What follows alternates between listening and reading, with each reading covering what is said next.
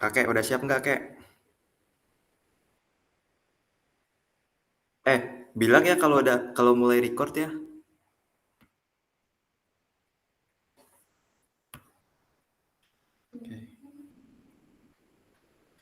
Eh, Baik, selamat pagi teman-teman dan Ibu dosen. Kami dari kelompok 5 akan mempresentasikan tugas presentasi teknik lalu lintas.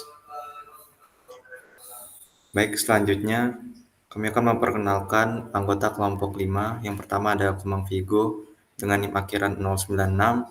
Selanjutnya ada Putu Indra Sedana dengan NIM akhiran 088 dan saya sendiri Sindonata dengan NIM akhiran 130. Baik, untuk materi pertama akan dijelaskan oleh Vigo.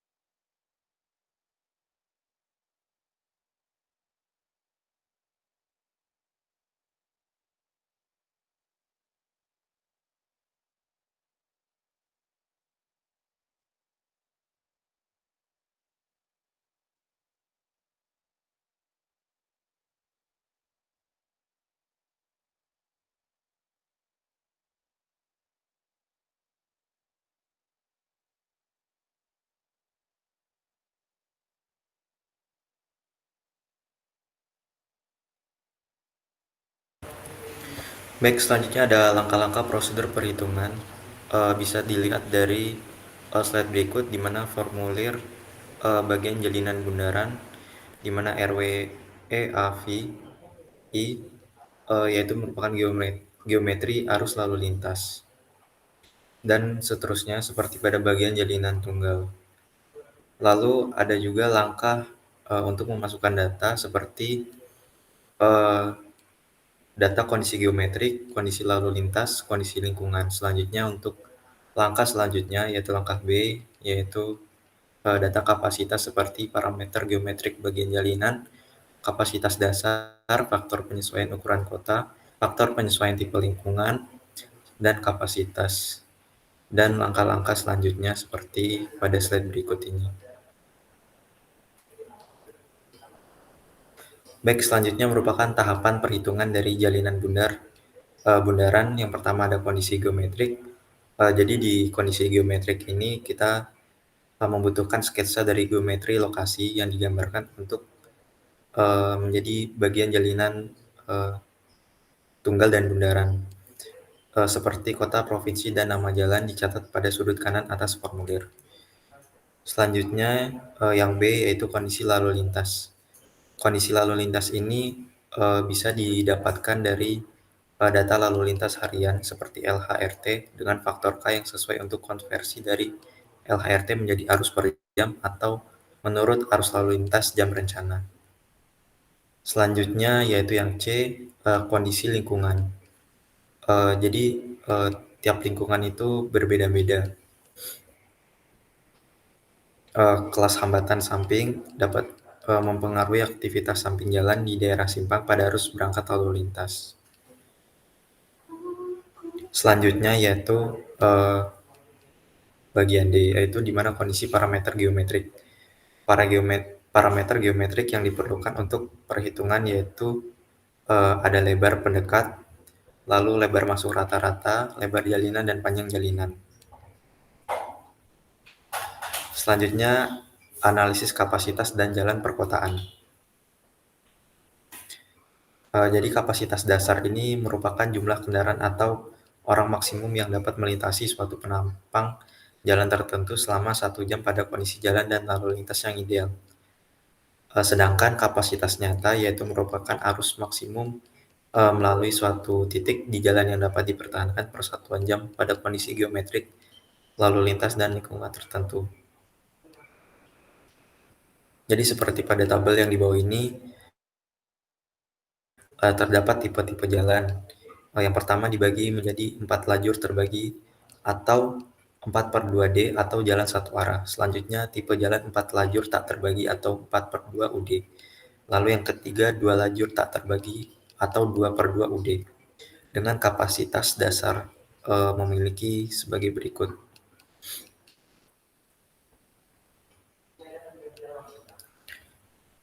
Selanjutnya untuk mencari nilai tersebut dengan menggunakan rumus C sama dengan CO dikali FCW dikali FCSP dikali FCSF dikali FCCS, di mana C merupakan kapasitas sesungguhnya, lalu CO merupakan kapasitas dasar untuk kondisi tertentu, FCW merupakan faktor penyesuaian lebar jalan, FCSP merupakan faktor penyesuaian pemisah arah, FCSF merupakan faktor penyesuaian hambatan samping dan bahu jalan, dan FCCS merupakan faktor penyesuaian ukuran kota.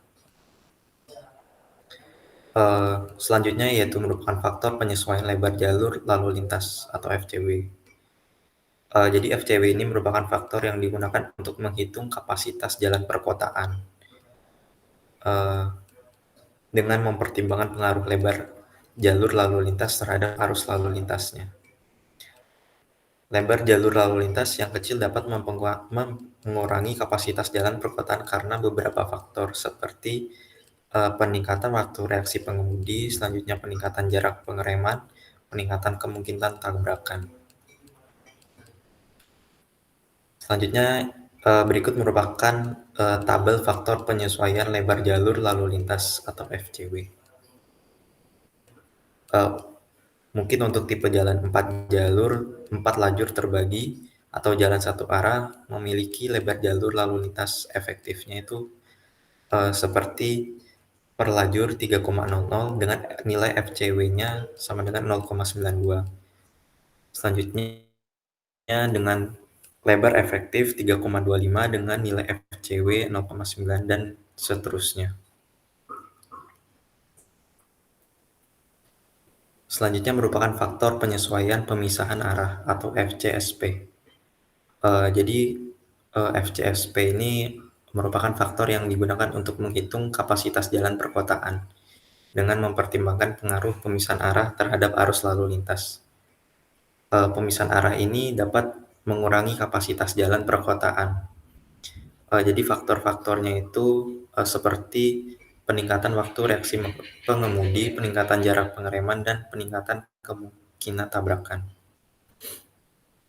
Dan di bawah ini merupakan tabel untuk FCSP.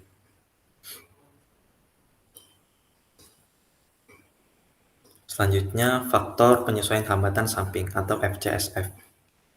FCSF ini merupakan faktor yang digunakan untuk menghitung kapasitas jalan perkotaan dengan mempertimbangkan pengaruh hambatan samping terhadap arus lalu lintas.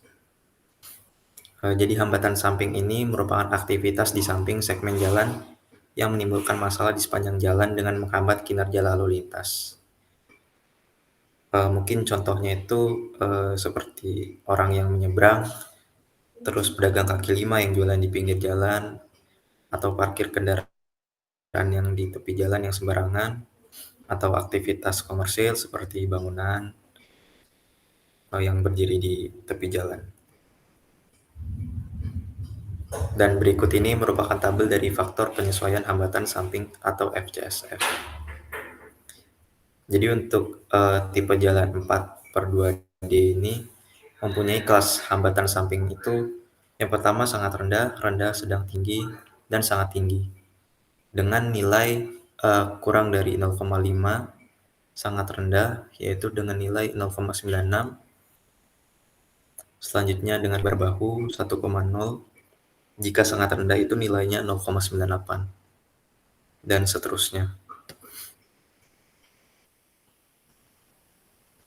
Selanjutnya, berikut merupakan faktor penyesuaian ukuran kota atau FCCS.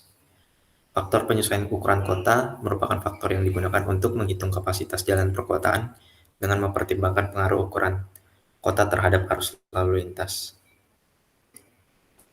Ukuran kota yang lebih besar dapat mengurangi kapasitas jalan perkotaan karena beberapa faktor. Yang pertama, jumlah kendaraan yang meningkat, kepadatan lalu lintas yang meningkat, dan kemacetan. Dan di samping ini merupakan tabel untuk penyesuaian ukuran FCCS. Jika ukuran kota itu kurang dari 0,1 juta jiwa, maka nilai dari FCCS-nya yaitu 0,86. Jika ukuran kota 0,1 sampai 0,5 juta jiwa, maka ukuran FCCS-nya yaitu 0,90 dan seterusnya. Baik, selanjutnya merupakan analisis kapasitas jalan perkotaan yang telah kami ambil sampelnya di Jalan Bypass Sanur dengan rumus C sama dengan CO dikali FCW dikali FCSP dikali FCSF dikali FCCS, di mana kita menganalisis jalan tersebut pada jam 4 sore hingga jam 5 sore. Untuk kendaraan motor untuk 1 jam pertama yaitu terdapat 1087 dikali 0,4 dan menghasilkan 594,8 SMP. Selanjutnya untuk mobil yaitu 1122 dikali 1 dan menghasilkan 1122 SMP. Selanjutnya untuk kendaraan berat kita mendapatkan yaitu 50 kendaraan berat dikali 1,3 dan menghasilkan 65 SMP.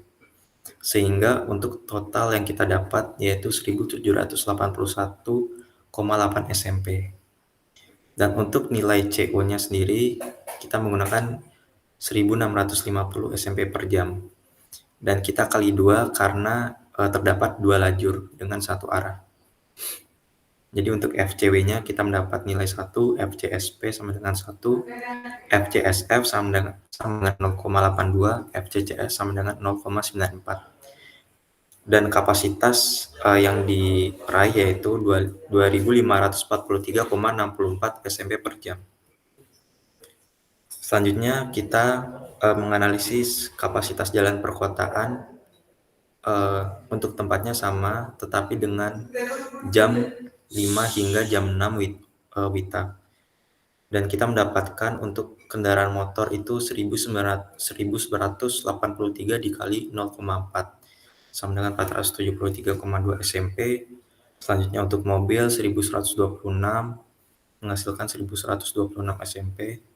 Dan kendaraan berat yaitu 42 dan menghasilkan 54,6 SMP. Maka dihasilkan total yaitu 1.653,8 SMP. Dan untuk nilai CO-nya kita juga sama dengan analisis pada jam 4 hingga jam 5 sore. Selanjutnya kita mencari kinerja ruas jalan atau derajat kejenuhan. Jadi derajat kejenuhan ini sebagai rasio arus terhadap kapasitas. Biasanya digunakan untuk faktor utama dalam menentukan tingkat kinerja simpang dan segmen jalan.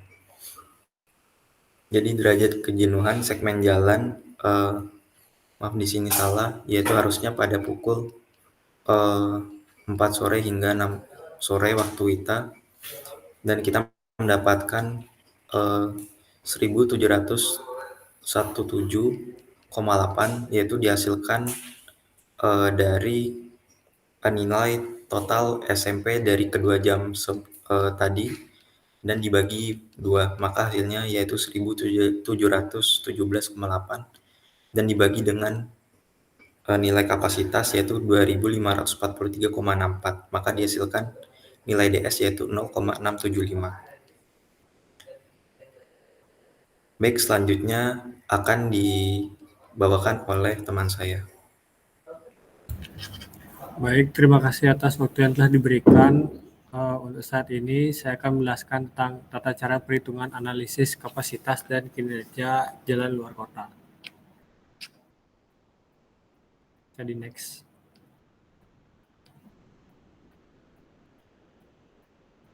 Jadi adapun beberapa variabel. Yang pertama itu ada variabel kecepatan arus bebas, yang dimana didapat rumusnya itu FV sama dengan FV0 ditambah FVW, lalu dikalikan dengan FVSF dikali dengan FVRC.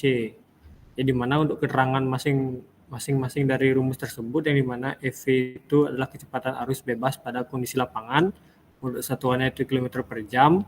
Lalu EV0 itu kecepatan arus bebas dasar, yang dimana satuannya itu km per jam. Lalu FVW itu penyesuaian untuk lebar efektif jalur lalu lintas, satuannya masih sama km per jam.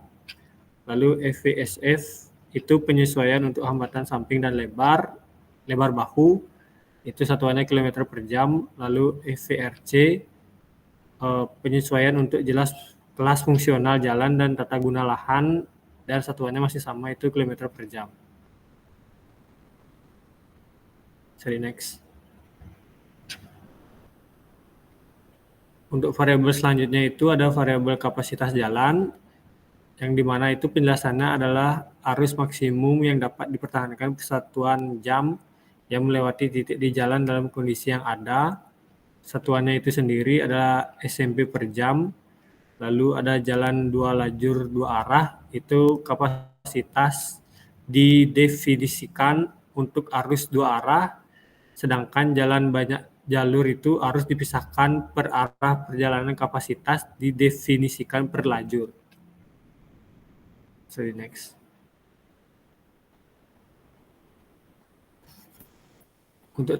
Untuk tingkat kinerja itu sendiri bisa digunakan rumus derajat kejenuhan, yang dimana DS sama dengan Q per C. Lalu untuk kecepatan itu V sama dengan L per TT.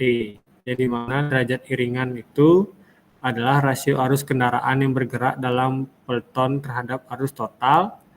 Lalu peleton itu adalah iring-iringan kendaraan dengan selang waktu antara 5 detik, dan kendaraan tak bermotor tidak dianggap sebagai bagian dari peleton itu sendiri dan hanya digunakan untuk jalan 2/2 UD.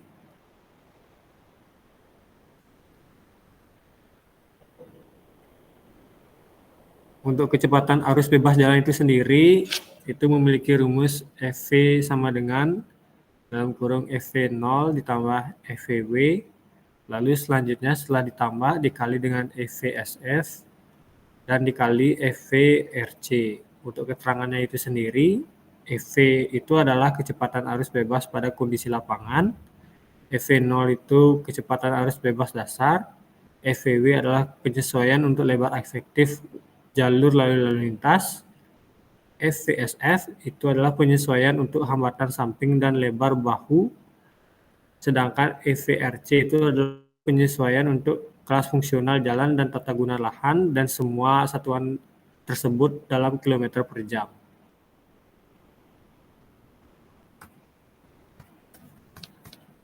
Selanjutnya itu ada parkir.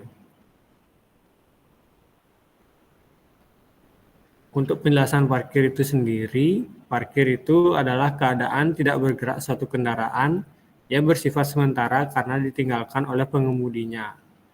Fasilitas parkir itu sendiri dibangun pada suatu gedung untuk memfasilitasi kendaraan pemakai gedung. Dalam membahas masalah perparkiran itu, perlu dipahami beberapa istilah-istilah penting itu, diantaranya bisa dilihat pada slide seperti berikut. Yang pertama adalah kapasitas parkir, yang kedua itu durasi parkir, yang ketiga kawasan parkir, yang keempat kebutuhan parkir, yang kelima retribusi parkir, yang keenam lapangan parkir, yang ketujuh puncak parkir, yang kedelapan itu jalur sirkulasi, dan yang kesembilan terakhir itu jalur gang. Selanjutnya ada istilah parkir di sisi jalan atau yang biasa dikenal dengan on-street parking. On-street parking itu sendiri merupakan penggunaan tempat di sisi jalan sebagai tempat parkir. Ruang parkir yang terletak di sisi jalan terdiri dari beberapa macam menurut sudut yang dibentuk oleh kendaraan jalan tersebut. Jadi parkir di sisi jalan itu dapat berupa parkir dengan sudut 90 derajat atau sejajar dengan jalan. Sistem parkir di sisi jalan banyak dijumpai di kota-kota di Indonesia pada umumnya.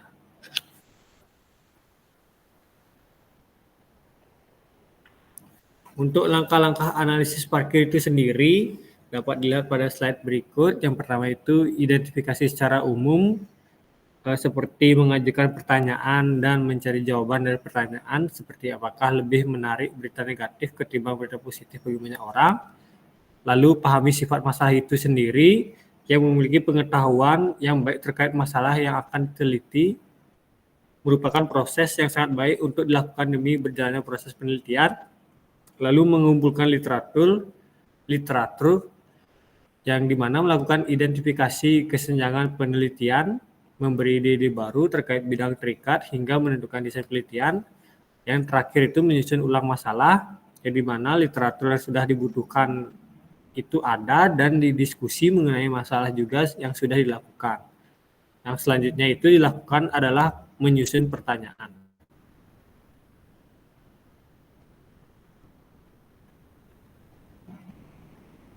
Selanjutnya itu ada istilah parkir di luar jalan atau biasa dikenal dengan off-street parking. Nah, parkir jenis ini itu mengambil jenis di pelataran atau parkir umum, tempat parkir khusus yang juga terbuka untuk umum, dan tempat parkir khusus yang terbatas untuk keperluan sendiri seperti kantor, hotel, dan sebagainya, dan bisa dilihat pada gambar di slide berikut ini.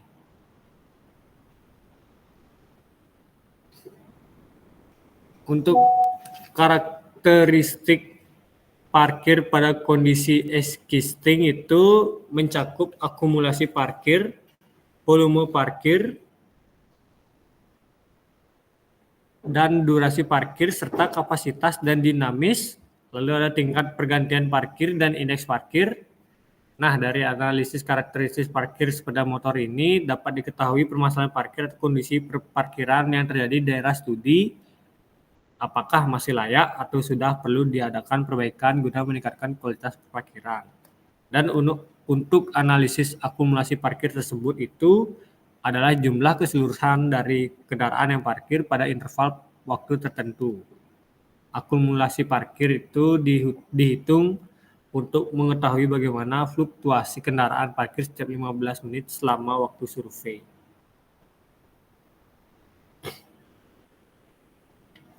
Untuk perhitungan akumulasi parkir sepeda motor pada pasar Prawirotaman itu bisa dilihat pada slide. Yang pertama itu diketahui akumulasi parkir jamnya itu dari jam 6 sampai jam 6.15.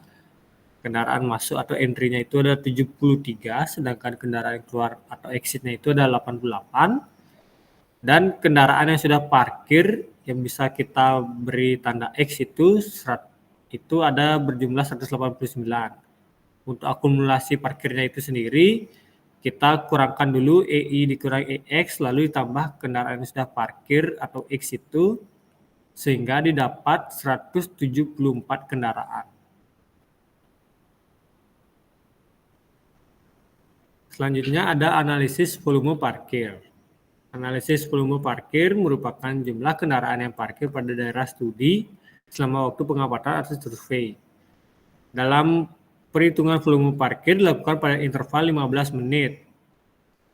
Lalu untuk rumus yang digunakan untuk menghitung volume parkir itu adalah volume sama dengan NIM ditambah X atau kendaraan itu menurut Hobbs tahun 1979, yang dimana dapat dilihat pada slide berikut ini. Untuk perhitungan volume parkir sepeda motor itu yang diketahui pertama itu volume parkir pada pukul jam 6 sampai jam 6.15. Kendaraan sudah ada itu kita beri tanda X, yang dimana jumlahnya itu 189. Lalu kendaraan masuk itu tanda itu EI, dimana berjumlah 73. Untuk volume parkir itu sendiri itu tinggal ditambah EI tambah X, yang lalu didapat hasil 262 kendaraan. Untuk selanjutnya akumulasi parkir jam 6 sampai jam 6.16 sampai jam 6.30 itu kendaraan masuknya itu ada 100, lalu kendaraan keluar itu 90, kendaraan yang sudah parkir itu 174. Nah, didapat akumulasi parkir itu di mana EI dikurang EX terlebih dahulu, lalu ditambah kendaraan yang sudah parkir atau X, sehingga didapat 100 dikurang 90 ditambah 174, yang dimana 184 kendaraan.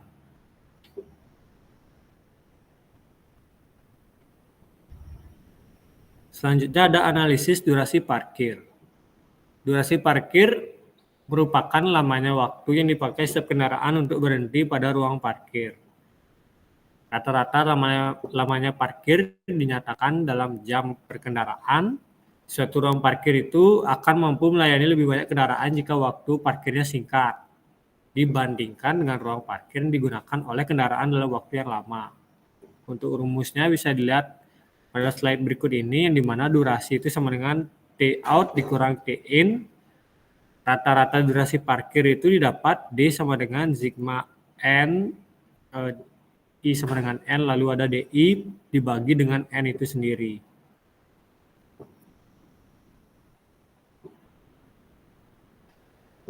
Untuk penjelasan selanjutnya itu ada pergantian parking atau parking turnover.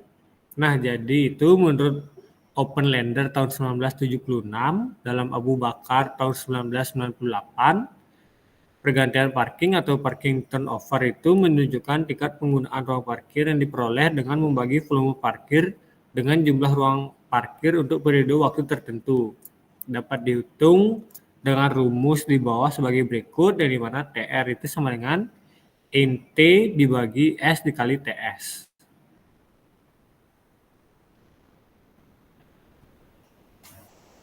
Untuk kapasitas ruang parkir itu adalah kemampuan maksimum ruang tersebut dalam menampung kendaraan. Dalam hal ini adalah volume kendaraan memakai fasilitas parkir tersebut. Rumus yang digunakan dapat dilihat di bawah untuk menyatakan kapasitas parkir itu sendiri, yang dimana rumusnya KP sama dengan S dibagi D.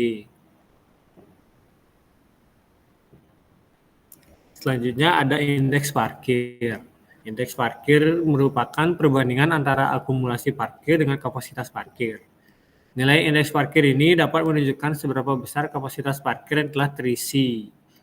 Nilai indeks parkir dapat diperoleh dengan menggunakan rumus pada slide berikut, yang dimana IP sama dengan akumulasi parkir dibagi kapasitas parkir.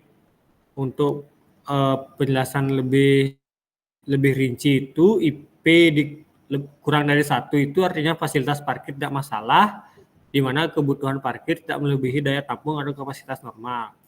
Lalu ada yang kedua itu IP sama dengan 1 artinya kebutuhan parkir seimbang dengan daya tampung atau kapasitas normal. Dan ada kasus yang ketiga itu IP lebih dari 1 artinya fasilitas parkir bermasalah, di mana kebutuhan parkir melebihi daya tampung atau kapasitas normal.